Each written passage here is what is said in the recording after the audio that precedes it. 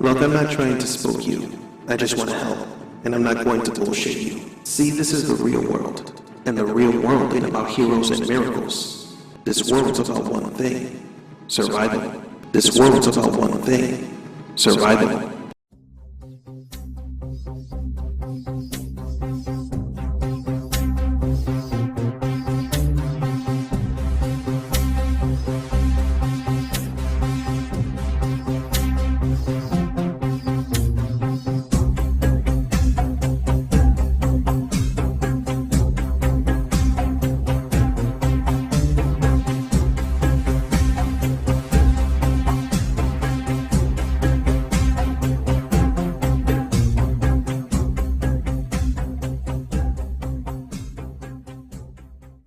Hello, it's September 2025. Now, this video, once again, is going to be more along the topics of woo-woo, perhaps spiritual, and perhaps there's even somewhat of an overlap between the two. And I'm going to be answering a question that I've had quite a few people ask me even recently, and that has to do with experiences as a descriptive from beyond here. For example, when it comes to death experiences, near-death experiences, and those are two separate types of events. And then there's also other kind of woo-woo experiences that exist. And fortunately, unfortunately, depending on one's take on all this, I've had like the buffet table of these types of experiences. And people have asked, for example, what was it like? Now, before I address that question, I'm going to talk about how other people have claims of their experiences, for example, with death experiences, and what they think actually took place. Now, this is going to be maybe triggering to those kind of people, but it's just the reality. So there are many claims of people, for example, who, for whatever reason, and for whatever period of time, had an experience beyond life here. And they assume that their experience is legitimate, and what they remember comes from perceived authorities from those beyond human, for example.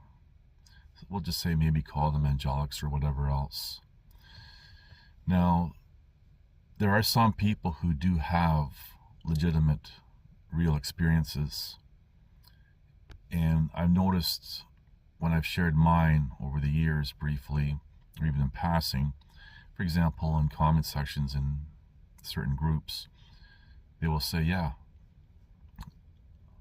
they've had the same type of experience, but they always thought that they were weird or something because it didn't match what a lot of people think they've had. Now, there's an assumption, for example, for those people who have had experiences that, as a childhood descriptive, those others are all the nice ones, and they have the experiencers and humanity's best interest in mind. There's an assumption there, forgetting that there are, again, using a childhood descriptive, the not so nice ones that have their own agendas to push whatever it is. And these people leave those experiences and share whatever it is that they think they've experienced with others. Others would listen to them and assume authority because the experiencer, for example, has received some sort of revelation from an authority. And it's very interesting, for example, how people from different religions and belief systems will see their iconic figure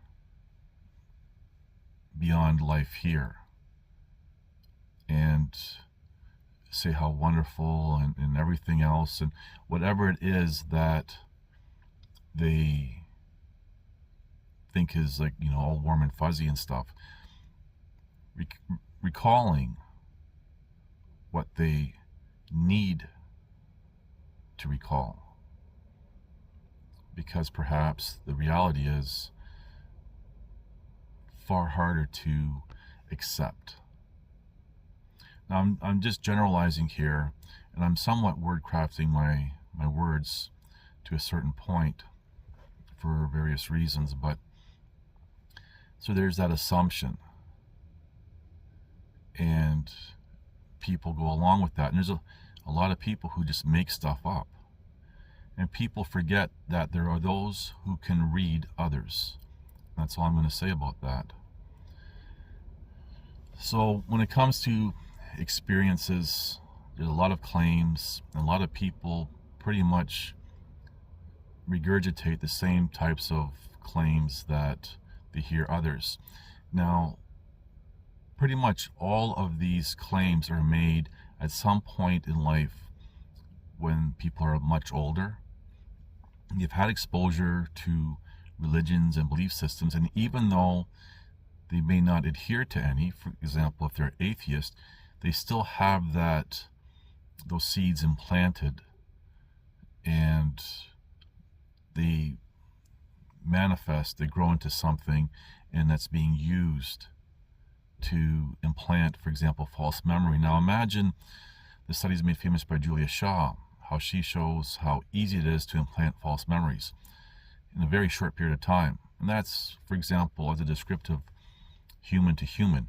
And I've also highlighted how individuals can create their own false memories, something not discussed with the studies made famous by Julia Shaw. And her studies weren't the first, nor were they the last.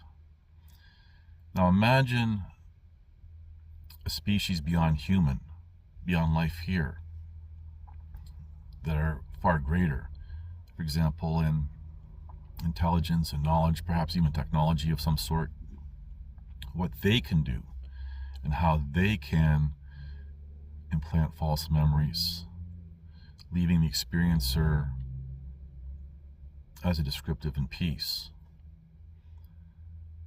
So, and I'm not trying to take away people's perceived experiences. And for example, I've had one individual when we were talking. Now, people approach me and talk to me about religions and belief systems and even their own experiences, trying to, how should I say, gain the upper hand of, like, listen to me, I have the authority because I have this experience. And during a conversation, I'm simply asking questions, for example. Towards the end, I had one individual in particular that I'm thinking about who said, please don't take this away from me, I need this. And I wasn't taking anything away. Whether I talk about, for example, earthly things or spiritual woo-woo, I never state or imply what people should say, think, or do. And in this particular example that I'm thinking of, I was just asking questions. But the questions led that person to question their own experience. And I just kind of left it at that, like, okay, fine. And, they try to continue on. And I just think, oh, okay. So I get that there's that need. Just like, for example, from an earthly perspective with the so-called convoy of freedom and the fake heroes, where people had that false hope, that need, that something was being done and they accomplished something. And honest people, when I've discussed this, for example, in groups, have come back and said, well, if nothing else, it brought people together for a little bit of time, and people basically had the opportunity to blow off steam. And I've said that's what these kind of events are really for, to pacify people. So sure, I give that.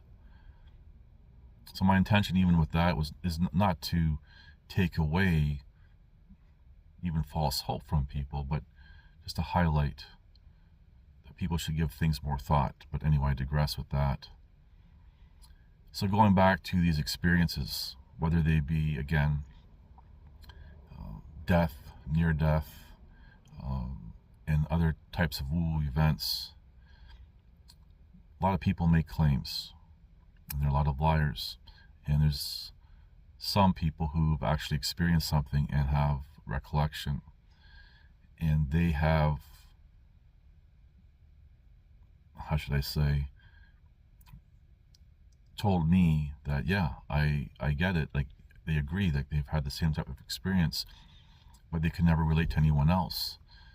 And the fact that I had opened up and said, here's what I've experienced, they didn't want to say anything because it went against the grain. So with that brief foundation set, what have my experiences been like? Now, I may have mentioned this in other videos briefly when I've talked about it, but I can't recall if I did, so I'm just going to say it here. So for me, it was more like being in I would describe it like a boardroom meeting, just like, yep, here I am, and just having like a meeting. That's the best way I could describe it. And so when people talk about seeing their religious icon, individual, and the beauty and the peace and all this love and light type of stuff, I can't relate. And basically that's how I would describe my experiences. Not to say that my experiences were terrible or anything. They were just kind of, from my perspective, my being indifferent to. Now, just as I'm thinking here, there's different types of these kinds of experiences, and I'm just kind of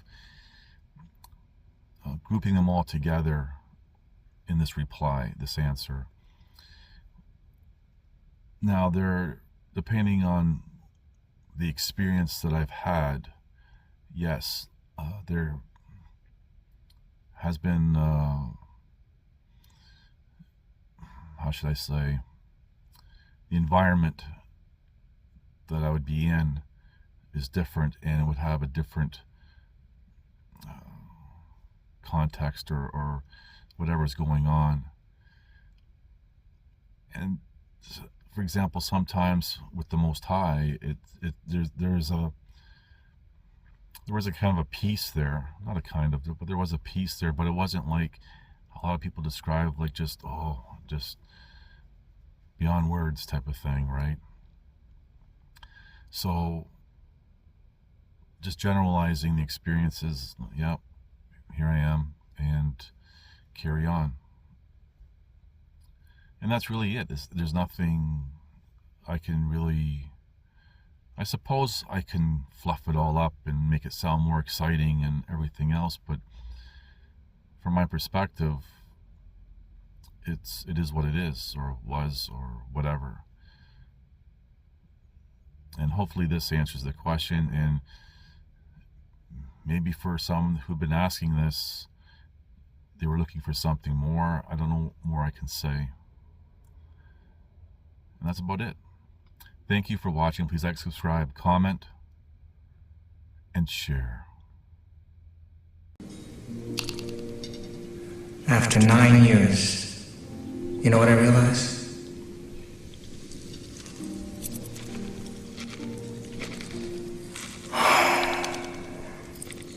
Ignorance is bliss.